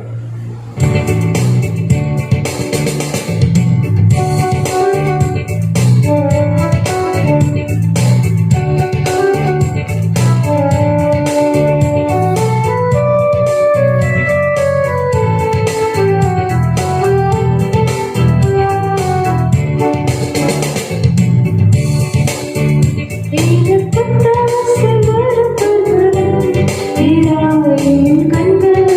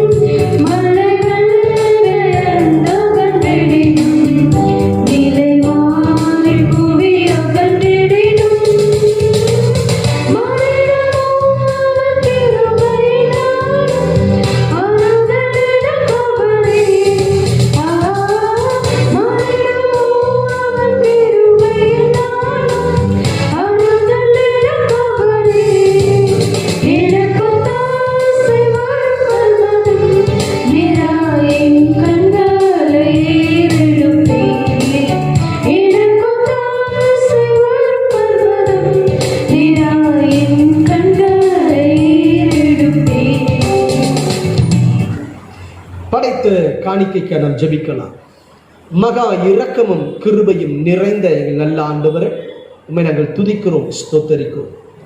நேற்றும் இன்றும் என்றும் மாறாதவர், இந்த நாளில் விதைத்த உதாரத்துவை உமக்கென்று உடைய கரத்தில் பெற்று விதைத்த இந்த காணிக்கைகளை ஆசீர்வதியும் பன்மடங்காய் ஒவ்வொரு பிள்ளைகளுக்கு கத்த திருப்ப தருவீராக. இயேசு கிறிஸ்துவின் நாமத்தில் ஜெபிக்கிறோம் நல்ல பிதாவே, ஆமென்.